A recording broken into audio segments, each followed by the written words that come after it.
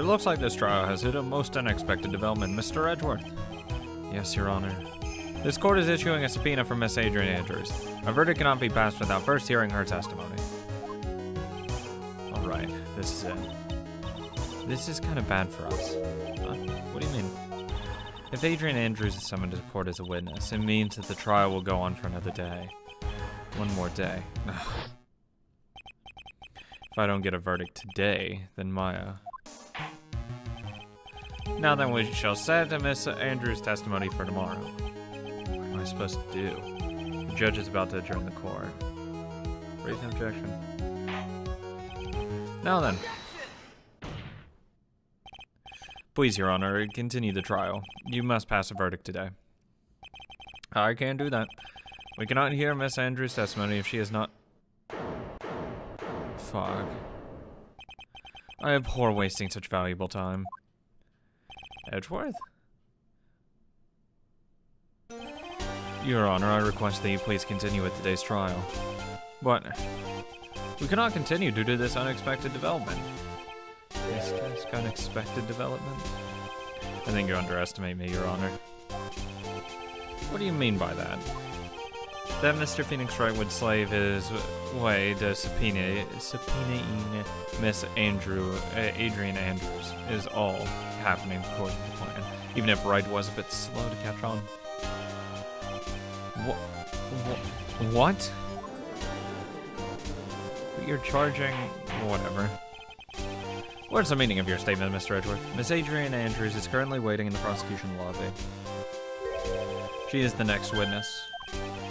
Everything was planned out in advance by that man. Somehow I knew there was no way Edgeworth would overlook Miss Andrews. Looks like this battle is far from over. Exactly. Very well. We will call the next witness. However, before we proceed, we shall take a 10-minute recess. Please prepare your witness in that time, Mr. Edgeworth. The court will now take a 10-minute recess. Jesus. Please, Adrian, be alright. I just don't want her to be guilty. It's not fair.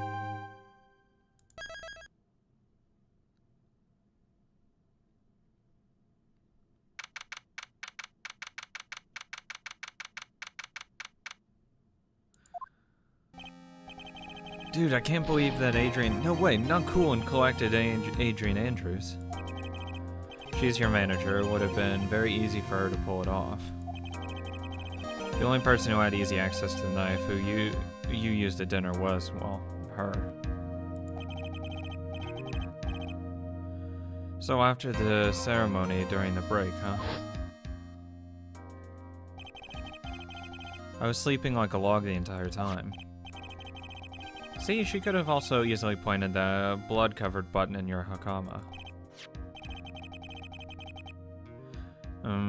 Because she was the one that came to wake me up.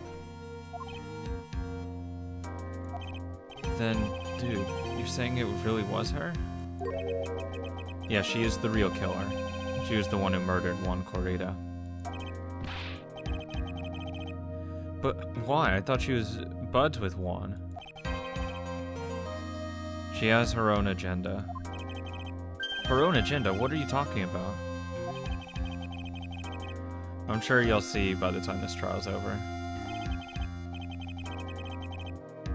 I'll be alright. I'll get you acquitted by the end of today. Give me a verdict that's refreshing like a spring breeze, okay, Mr. Lawyer, dude? Phoenix. You think her motive is related to Celeste Ampau's suicide note, right? Yes. Miss Andrews depended on Miss Ampau for her strength and a will to live. But when Miss Ampau suddenly killed herself, it sounds like she left a suicide note, and the person thought to have hidden it is Juan Corrida, the victim of this murder. And that's why I think that Miss Andrews got close to Mr. Corrida. All to get the suicide note back. It sounds plausible. But one thing bothers me. What? Who was it that first told us about the relationship? Better stated Mr. Andrews' codependency with regards to Miss Paw. It was Edgeworth. It was. So it looks like he's still the one in command of the ship. Don't let your guard down yet. God, I wish Von Karma was here. She might not have noticed it. Yeah, who am I kidding? She would have noticed it. Court will now reconvene. Now then, Mr. Edgeworth, if you please. The prosecution calls the witness subpoenaed by this court, Miss Adrian Andrews, the person who discovered the crime in Mr. Juan Corrida's room. What is your occupation? I am the manager of the defendant in this case, Mr. Matt Ungard. Oh, I see. Now then. Before we begin, Your Honor, I have one request. Sure. What is it? I'm sure everyone in this room is wondering the same thing, and would love to find out more about my relationship with the victim. After all, it was the topic of a certain weekly magazine recently. No, I have no idea what you mean. I've never even heard of Gossipland. If the judge was ever a prosecution witness, he'd do all the work for me. Anyway, I was wondering if you could please tell us about your relation to the victim. Yes, I was seeing Mr. Corrida. I was also aware of the rivalry that existed between Matt and Juan, but this was a private matter between Juan and myself. So it was a fry and bait matter. Well, what's that bait and fry? Reminds me of fishing. But I didn't kill him. No one has accused you of that. I've got a feeling someone will soon. Well, I mean, he did kind of imply that she killed him. Okay, I think we will all understand your relationship with the victims now, Miss Andrews. Very well then, witness, please testify to the court about what happened when you discovered the murder that had taken place.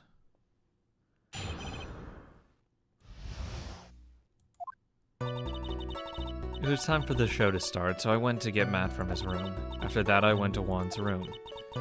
And there was his dead body. I was in shock. What I saw was naturally the same exact scene as in the crime scene photo.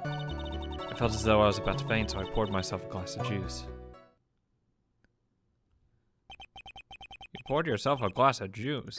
It's tomato juice? Yeah, fucking weird. Yes, sadly, I didn't remember not to touch things at the scene of the crime. And I disturbed the crime scene by moving this one thing. And that is when the fingerprints on the wine glass were made, Your Honor. I see. Well, Mr. Wright, you may cross-examine. Phoenix, she is one cool and collected customer, and she has the brains to match. Yeah, I know. In order to catch a person like her, you have to avoid head-on confrontations. You should disrupt her pace. Disrupt her pace? She's the type of woman who is easily thrown off by things inconsistent with her thinking. So you have to attack when she least expects it. The instant you light up on your offense is the instant this trial is over, you understand? Sounds fine by me. Still want her to be innocent, though.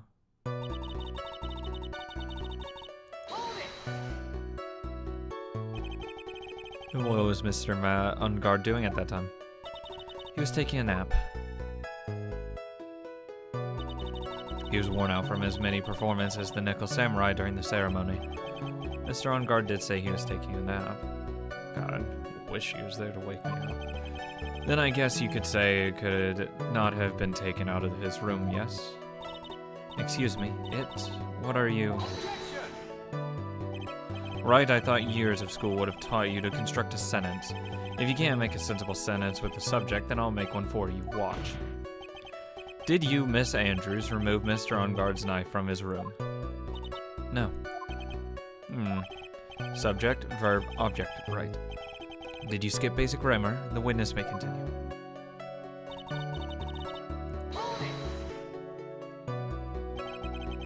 And why'd you do that? As a friendly gesture, one was to make an appearance with the other heroes. So the show was supposed to be a show of friendship, huh? Press further. Is that the only reason? I beg your pardon. What are you implying? You had a certain goal in mind when you started to get close to him, correct? So perhaps you had a more personal matter to discuss with the victim. Sorry, but I didn't have any such intentions in mind at that time. I can't get her to talk without a strong piece of evidence, I guess. May we continue now? Witness, what did you see when you got to his room?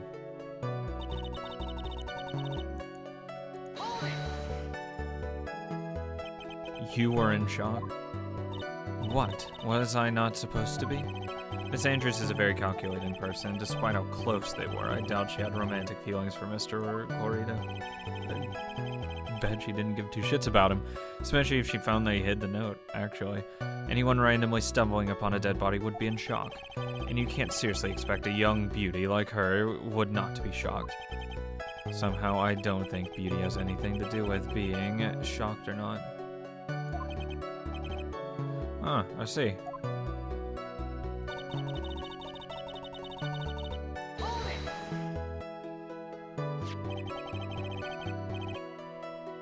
This is the photo you're referring to, correct? Yes, the one with the knife lodged in his chest. And the guitar case was like this too? Yes, it was open and empty, of course. And then, what did you do next, witness?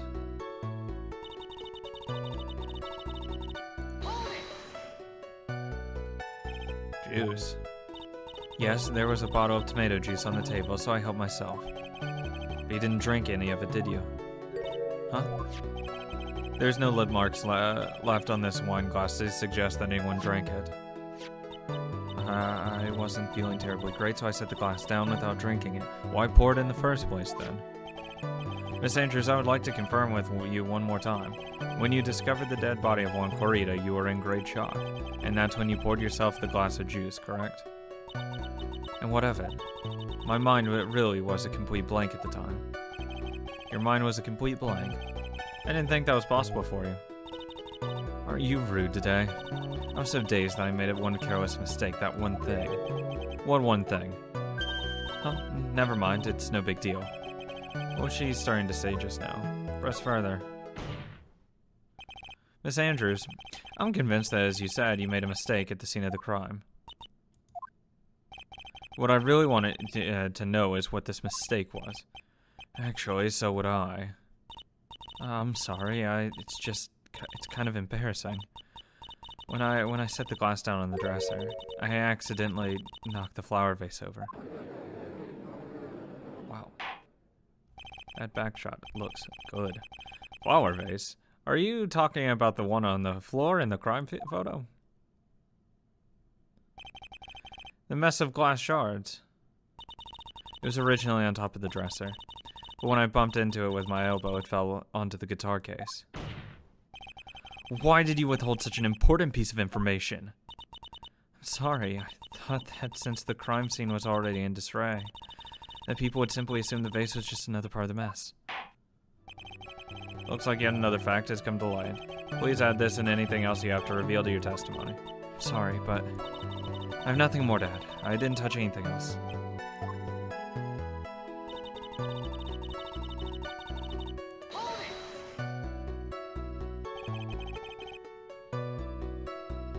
What kind of flower vase was it? It was a glass vase, and it was fairly big and heavy. I thought I would try to take Juan's pulse, so I set the glass I was holding down on the dresser, and that's when my elbow accidentally hit the vase. That's odd. I thought she was always in total control. That's what she would like people to think. Always be mindful of the gap between the perception and reality. Doesn't sound like there's any glaring contradictions in her testimony just now. I warned you earlier that she would not crack so easily. The only way to make her is to keep on the offense and not let up. I probably have to go back to the first thing where it said like, oh, she needs evidence to break on. The only way you're going to catch her is with some strong, very decisive evidence. I have to find something. I just have to, for Maya's sake.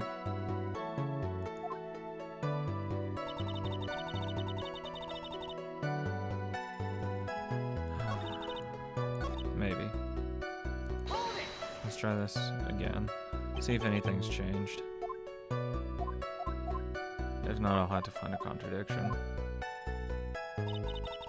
Nope, nothing.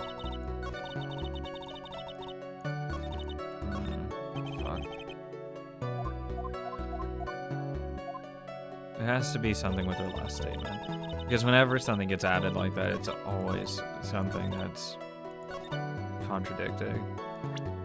So it landed... it fell onto the guitar case. No, not that one.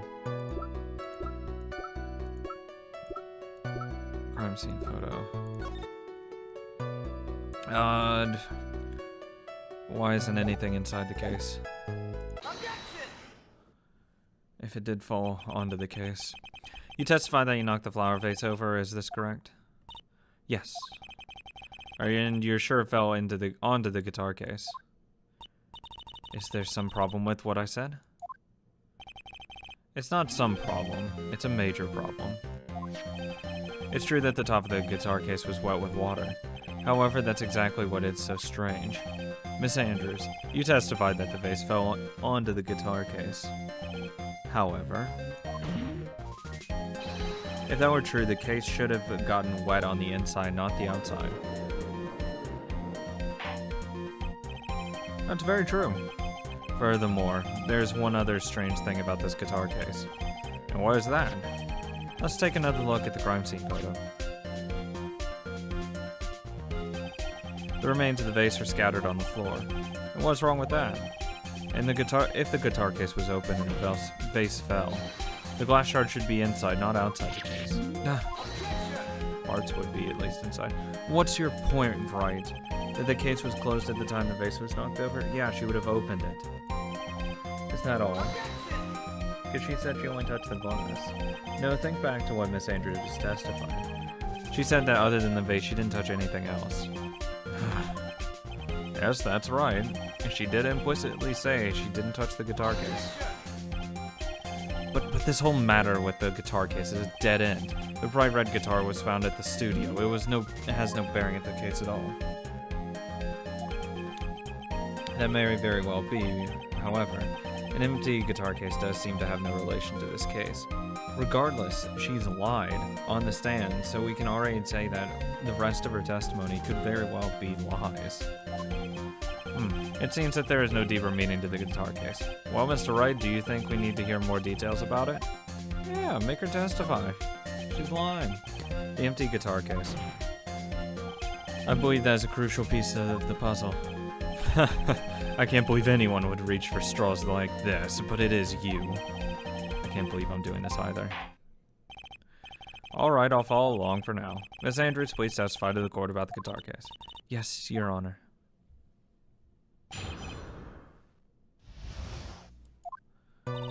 I don't remember too clearly because I was a bit dazed. I suppose I must have opened the guitar case after I knocked the vase over. It's not a big deal though, right? The case was empty after all. As for why I opened the case, even I don't know. Come on. It looks like this really wasn't a very important point. This wastefulness is such a familiar feeling by now that it's almost comforting. Anyway, I'll just go ahead and start the cross-examination. Using any way to change the topic. Convenient escape for a weak man.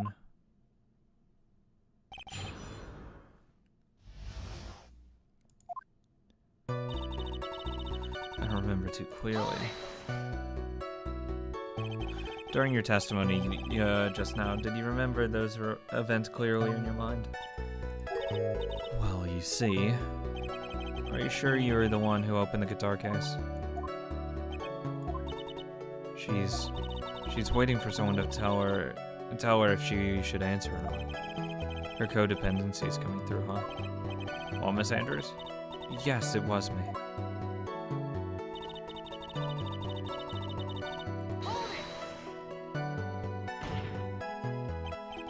So you opened the guitar case then?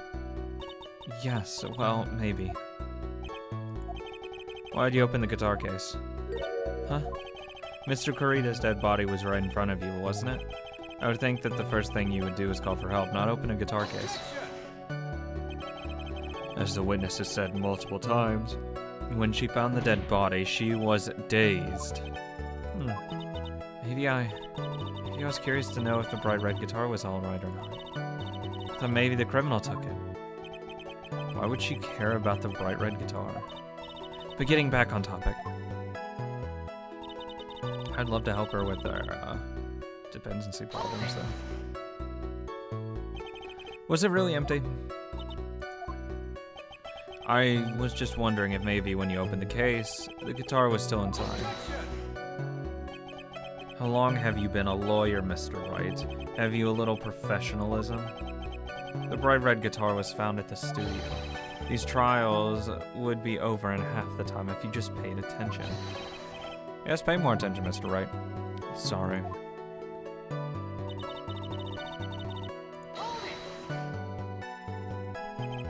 Was that because you were shocked and dazed at discovering the victim's body? Yes, that's probably it. I'm not going to get anywhere if I continue pressing her like this. The only way to make her talk is with evidence. I guess I should give it a try. Come on, Phoenix. We can't afford to let up on her now. I wasn't planning on letting up, but she's at her weakest now, so this is our chance. Yeah, if we had a weapon to hit her with, I'm sure a weapon is hiding somewhere in the court record, waiting to be found. Hey, at least you're telling me what to do. Okay. Let's look at the court record then. Because I don't know what we're gonna hit her with though.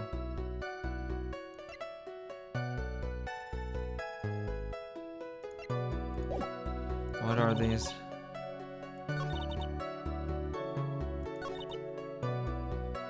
Even I don't know what. There has to be something here.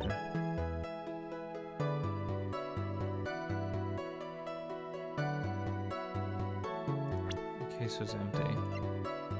Was it empty? Corita opened it. So it was. That's what I don't understand.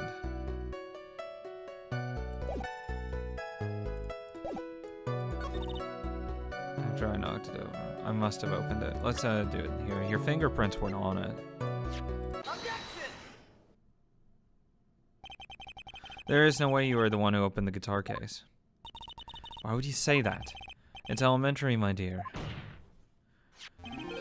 Because the only fingerprints on this guitar are those of the victim. Huh? What is it, Miss Andrews?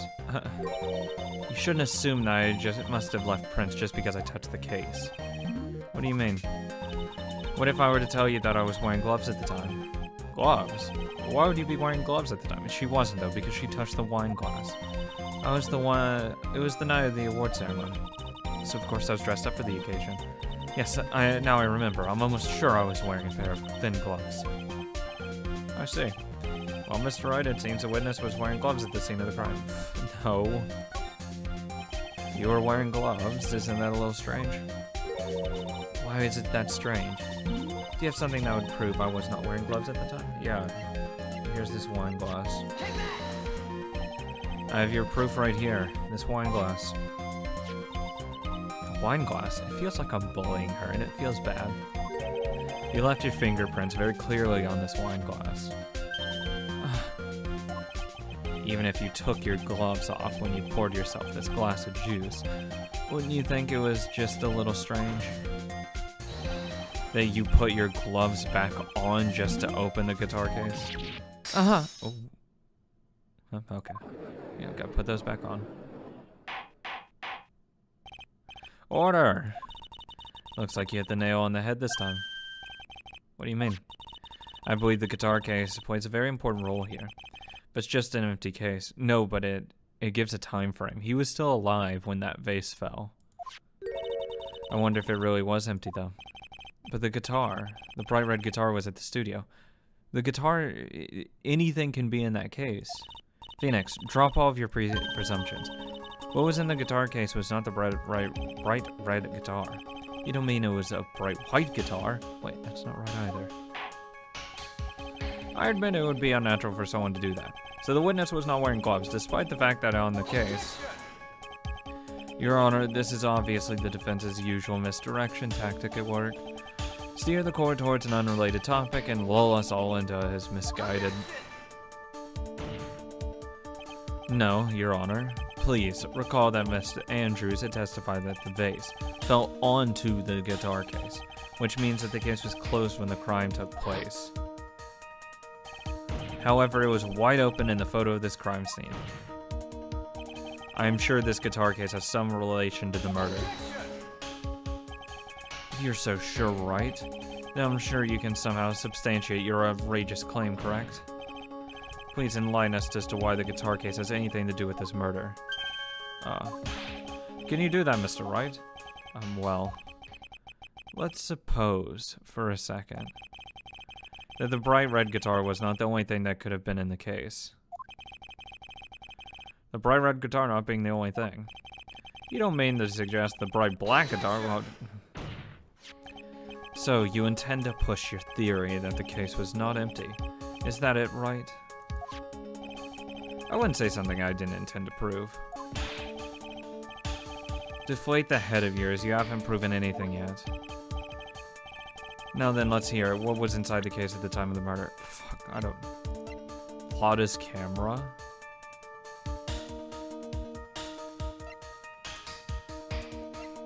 Like... Check. Oh, wait, no. Oh. No, it had to be that costume.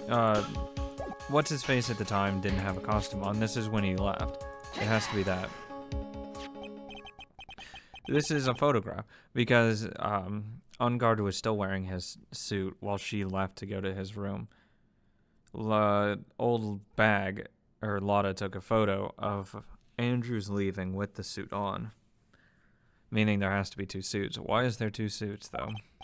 Yes, but what is important is what is in that picture, Your Honor. In this picture, it doesn't take a genius to see what I mean. What I am proposing is... Inside the guitar case was the Nickel Samurai, the hero's very own costume. What? Mr. Wright, explain yourself. Wright, are you saying that the witness opened the guitar case to take out a costume?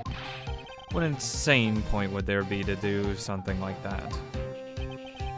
The insane point would be to wear the costume, of course. Miss Andrews put it on to hide her identity so she could make her escape. After all, you couldn't let anyone see you leave, could you, Miss Andrews? I refuse to accept your theory. Do you have anything to support such a preposterous idea?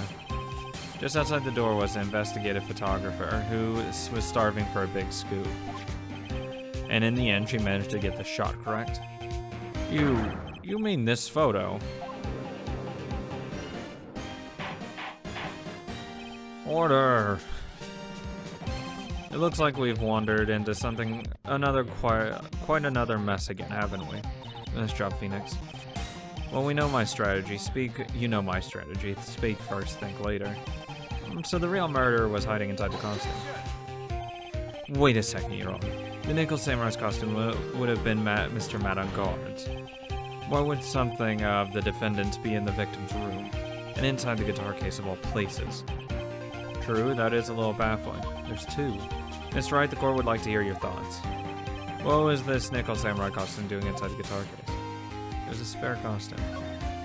You obviously have more. Mr. Enguarde did not take his costume off during the break period. In that case, the costume we were talking about was a spare one. What? Then, are you saying that on the night of the murder, there were two Nickel Samurai costumes at the Gatewater Hotel? Yes, that is what I am saying. And how do you explain the costume that was inside the guitar case?